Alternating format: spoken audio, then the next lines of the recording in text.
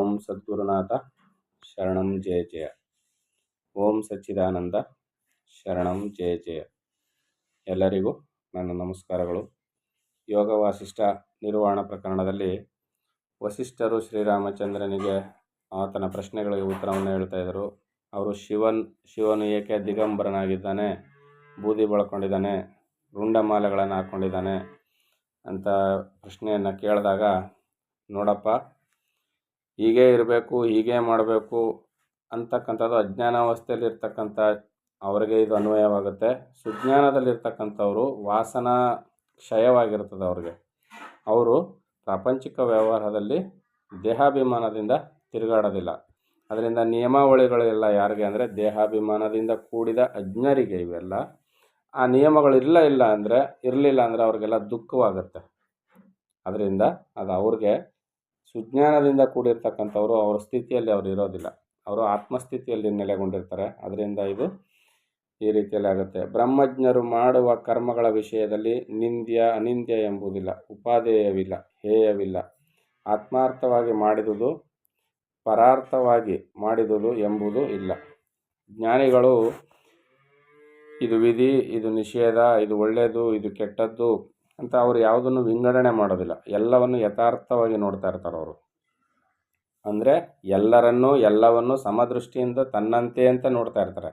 ಆದರೆ ನಾವು ಮೇಲು ಕೀಳುಗಳೆಂಬ ಭೇದ ಭಾವವನ್ನು ಅಂಟಿಸ್ಕೊಂಡು ದುರ್ಬಲತೆಯನ್ನು ನಮ್ಮ ಅಧೀನದಲ್ಲಿ ಇಟ್ಟುಕೊಂಡು ಪ್ರಬಲವಾಗಿದ್ದರೆ ನಾವು ಅದನ್ನು ಅವ್ರ ಮೇಲೆ ತೋರಿಸ್ಕೊಂಡು ಬಾಳ್ತಾ ಇರ್ತೀವಿ. ನಮಗೆ ಈ ವಿಧಿ ನಿಯಮಗಳು ಅನ್ವಯವಾಗ್ತವೆ. ಯಾಕಂದರೆ ನಮಗೆ ಚಿತ್ತದಲ್ಲಿ ದೋಷವಿರ್ತದೆ ಮತ್ತು ಅಂತಃಕರಣದಲ್ಲಿ ಶುದ್ಧತೆ ಇರೋದಿಲ್ಲ. ಆಗೇನು ಮಾಡ್ತೀವಿ ನಾವು, ಪ್ರಾಪಂಚಿಕ ಈ ಕಾಡು ನ್ಯಾಯ ಅಂತಾರಲ್ಲ, ದುರ್ಬಲವಾದ ಪ್ರಾಣಿಗಳನ್ನು ಪ್ರಬಲವಾದ ಪ್ರಾಣಿಗಳು ಕೊಂದು ಬದುಕೋದನ್ನ, ಈ ರೀತಿಯ ನಿಯಮಗಳನ್ನು ನಾವು ಅನುಸರಿಸ್ತಾ ಹೋಗ್ತಾ ಇರ್ತೀವಿ.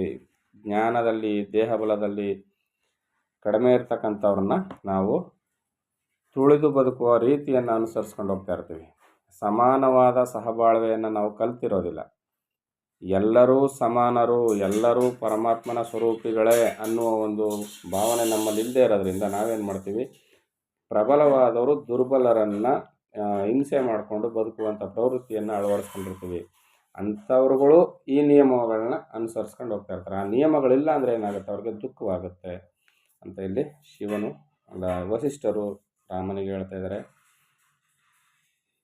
ಅಗ್ನಿಯಾದಿಗಳಿಗೆ ಉಷ್ಣತೆ ಮೊದಲಾದ ಗುಣಗಳು ಹೇಗೆ ಸೃಷ್ಟಿಯ ಅಧಿಕಾಲದಲ್ಲಿ ರೂಢವಾಗಿ ಬಂದವೋ, ಹಾಗೆಯೇ ಹರ ಮೊದಲಾದವರ ಕರ್ಮಗಳು ದ್ವಿಜರಿಗೆ ಇತರರಿಗೆ ನಿಯತಿಗಳು ಹಾಗೆಯೇ ಬಂದಂಥವು. ಅಂದರೆ ಅವ್ರು ಏನು ಹೇಳ್ತಾ ಇದ್ದಾರೆ ಅಂದರೆ, ಅಗ್ನಿಗೆ ಉಷ್ಣತೆ, ನೀರಿಗೆ ತೇವಾಂಶ ಗುಣ ಇರ್ತದಲ್ಲ, ಅದು ಗಾಳಿಗೆ ಸ್ಪರ್ಶದ ಗುಣ ಇರ್ತದಲ್ಲ, ಈ ರೀತಿಯಲ್ಲಿ ಏನೇನು ಇದೆಯಲ್ಲ ಗುಣಗಳು, ಭೂಮಿಗೆ ಕಾಠಿಣ್ಯತೆ, ಗಂಧ ಇವೆಲ್ಲ ಇರ್ತಕ್ಕಂಥ ಈ ಗುಣಗಳು ಹೇಗೆ ಸೃಷ್ಟಿಯ ಆದಿಕಾಲದಲ್ಲಿ ರೂಢವಾಗಿ ಬಂದಿದೆಯೋ ಹಾಗೆ ತ್ರಿಮೂರ್ತಿಗಳಿಗೂ ಕೂಡ ನಿಯಮಾದಿಗಳು ಆಗಲೇ ನಿಯಮಿಸಲ್ಪಟ್ಟಿವೆ. ಅವರು ಅದನ್ನು ಹಾಗೆ ಮುಂದುವರಿಸ್ಕೊಂಡು ಬರ್ತಾ ಇದ್ದಾರೆ. ಸೃಷ್ಟಿಯು ಬೆಳೆದು ಬಂದ ಮೇಲೆ ಹಲವರು ಸೇರಿಕೊಂಡು ಲೋಕದಲ್ಲಿ ಶಾಂತ್ಯಾದಿ ವ್ಯವಸ್ಥೆಗಳು ಕೆಡದಂತೆ ಸಂಕೇತವಶವಾಗಿ ಅನುಭವಕ್ಕೆ ಸಿಕ್ಕುವಂತಹ ಆಶ್ಚರ್ಯ ಫಲಗಳನ್ನು ಕೊಡುವಂತಹ ಕರ್ಮ ವ್ಯವಸ್ಥೆ ಮೊದಲಾದವುಗಳನ್ನು ಅವರವರಿಗೆ ಸರಿ ತೋರುವಂತೆ ಕಲ್ಪಿಸಿಕೊಂಡರು. ಈಗ ಸೃಷ್ಟಿ ನಿಯಮ ಬೆಳೆದು ಬರ್ತಾ ಇದ್ದಂತೆ ಜನಗಳ ಮನಸ್ಸಿನಲ್ಲಿ ಹಲವಾರು ರೀತಿಯಲ್ಲಿ ಲೋಕದಲ್ಲಿ ಹಲವಾರು ನಿಯಮಗಳು ಏರ್ಪಡ್ತಾ ಬಂದು, ಆಯಾ ಕಾಲಕ್ಕೆ ತಕ್ಕಂತೆ ಆಯಾ ಸಂದರ್ಭದಲ್ಲಿ ಎಲ್ಲರಿಗೂ ಸರಿಸಮಾನವಾಗಿ ಉಪಯೋಗವಾಗುವಂಥ ಹಲವು ರೀತಿಯ ನಿಯಮಗಳು ಏರ್ಪಡ್ತಾ ಬಂದು, ಕೆಲವರು ಕೆಲವನ್ನು ಬದಲಾಯಿಸ್ತಾ ಬಂದರು, ಕೆಲವರು ಹಾಗೆ ಉಳ್ಕೊಂಡಿದ್ದು. ಅದು ಆ ಸೃಷ್ಟಿಯ ಅನಾದಿ ಕಾಲದಿಂದಲೂ ಕೂಡ ಹಾಗೆ ನಡ್ಕೊಂಡು ಬಂದಂಥದ್ದು. ಆಶ್ಚರ್ಯ ಫಲಗಳನ್ನು ಕೊಡಬೇಕು ಎಲ್ಲರಿಗೂ, ಆ ರೀತಿಯ ಕೆಲವೊಂದು ನಿಯಮಗಳನ್ನ ಜಾರಿಗೆ ಮಾಡಿದ್ರು. ಈಗ ನೋಡಿ, ಸಾಮಾನ್ಯವಾಗಿ ಹಿಂದೆ ನಮ್ಮ ದೇಶದ ವ್ಯವಸ್ಥೆಯಲ್ಲಿಯೇ 1947ನೇ ಇಸ್ವಿಗಿಂತ ಮುಂಚೆ ರಾಜರ ಆಡಳಿತ ಇದ್ದಾಗ ಒಂದೊಂದು ಪ್ರಾಂತ್ಯದ ರಾಜ ಒಂದೊಂದು ನಿಯಮಗಳನ್ನ ಆ ದೇಶಕ್ಕೆ ಅಳವಡಿಸಿದ್ದ. ಆದರೆ ಭಾರತದ ಸ್ವಾತಂತ್ರ್ಯ ನಂತರ ಏನಾಯಿತು, ಇಡೀ ದೇಶಕ್ಕೆಲ್ಲ ಒಂದೇ ಕಾನೂನು ವ್ಯವಸ್ಥೆ, ಒಂದೇ ಸಂವಿಧಾನ ಜಾರಿಯಾಗಿ ಎಲ್ಲರೂ ಅದನ್ನು ಅನುಸರಿಸುವಂಥ ಒಂದು ವ್ಯವಸ್ಥೆ ಸಿದ್ಧವಾಯಿತು. ಈ ರೀತಿಯಲ್ಲಿ ಕಾಲಮಾನಕ್ಕೆ ತಕ್ಕಂತೆ ಎಲ್ಲರಿಗೂ ಒಳ್ಳೆಯದಾಗುವಂತೆ, ಎಲ್ಲರಿಗೂ ಆ ನಿಯಮಕ್ಕೆ ಒಳಪಟ್ಟು ಎಲ್ಲರಿಗೂ ಕೂಡ ಅದು ಅನ್ವಯವಾಗುವಂಥ ಒಂದೊಂದು ವ್ಯವಸ್ಥೆಗಳು ಅಲ್ಲಿ ಶಾಂತತೆಯನ್ನು ತಂದುಕೊಡ್ಲಿಕ್ಕಾಗಿ ಅಲ್ಲಿ ಬದಲಾವಣೆಯನ್ನು ಹೊಂದುತ್ತಾ ಇರ್ತವೆ. ಈ ರೀತಿಯಲ್ಲಿ ಪ್ರಕೃತಿಯಲ್ಲಿ ಕಾಲಕಾಲಕ್ಕೆ ತಕ್ಕಂತೆ ಒಂದೊಂದು ಜೀವಿಗಳ ಅನುಕೂಲಕ್ಕಾಗಿ ವ್ಯವಸ್ಥೆಗಳು ಬದಲಾಗ್ತಾ ಇರ್ತವೆ. ಕೆಲವೊಂದು ನಿಯಮಗಳು, ಕೆಲವೊಂದು ಆಚರಣೆಗಳು ಕೂಡ ಹೀಗೆ ಆಗ್ತಾ ಇರ್ತವೆ. ಅದರಿಂದ ಇದು ಯಾಕೆ ಹೀಗೆ ಅಂತ ನಾವು ಬದಲಾವಣೆಯನ್ನು ಪ್ರಶ್ನಿಸಿ, ಇದು ಹೀಗೆ ಇರಬೇಕಾಗಿತ್ತು, ಇದು ಯಾಕಿದೆ ಅಂತ ನಾವು ಬದಲಾವಣೆಯನ್ನು ಪ್ರಶ್ನಿಸಿ ಮಾಡಿದಾಗ ಆಯಾ ಕಾಲಮಾನಕ್ಕೆ ತಕ್ಕಂತೆ ಬದಲಾಗಿರ್ತದೆ. ಈಗ ಒಬ್ಬ ರಾಜನಲ್ಲಿ ಇರ್ತಕ್ಕಂಥ ಕಾನೂನು ವ್ಯವಸ್ಥೆ ಇನ್ನೊಬ್ಬ ರಾಜನಲ್ಲಿ ಇರ್ತಿರಲಿಲ್ಲ. ಆದರೆ ಈಗ ದೇಶಕ್ಕೆಲ್ಲ ಒಂದೇ ರೀತಿಯ ಕಾನೂನು ಅನ್ವಯವಾಗುವಂತೆ ಈ ನಿಯಮಗಳು ಬದಲಾವಣೆಯನ್ನು ಪಡಿತಾ ಇರ್ತವೆ.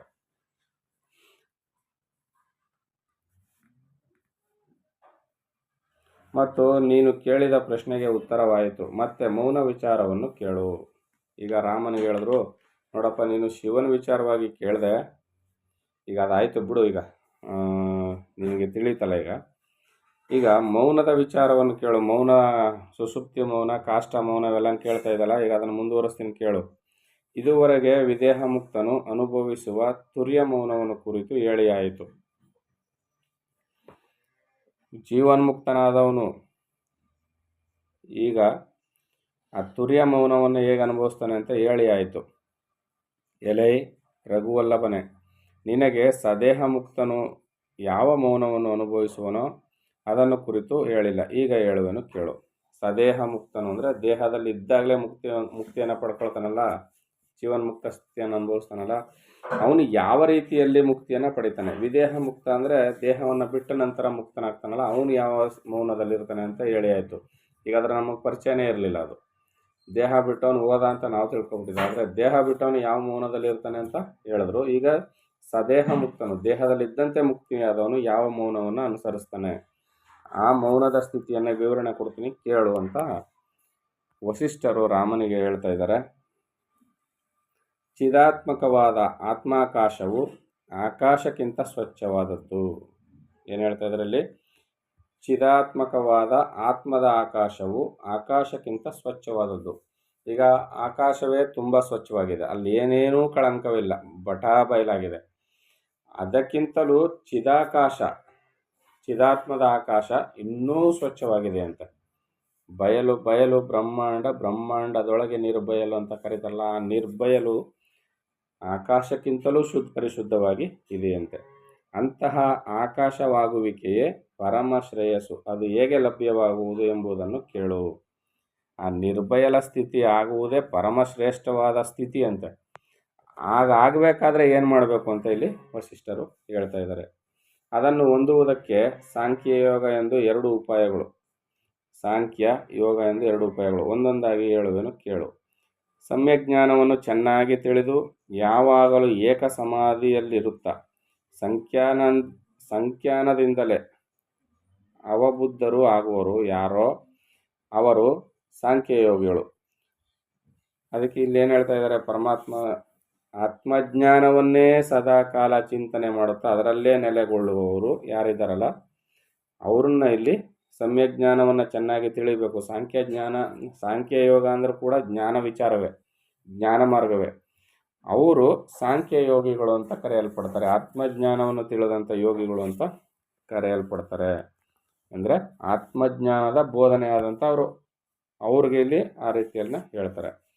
ಇನ್ನು ಪ್ರಾಣವಾಯು ಮೊದಲಾದವುಗಳನ್ನು ನಿರೋಧ ಮಾಡಿ ಮುಕ್ತಿಯಿಂದ ಅನಾಮಯವೂ ಅನಾದ್ಯಂತವಾದ ಮುಕ್ತಿ ಪದವನ್ನು ಹೊಂದುವವರು ಯಾರೋ ಅವರು ಯೋಗಿಗಳು.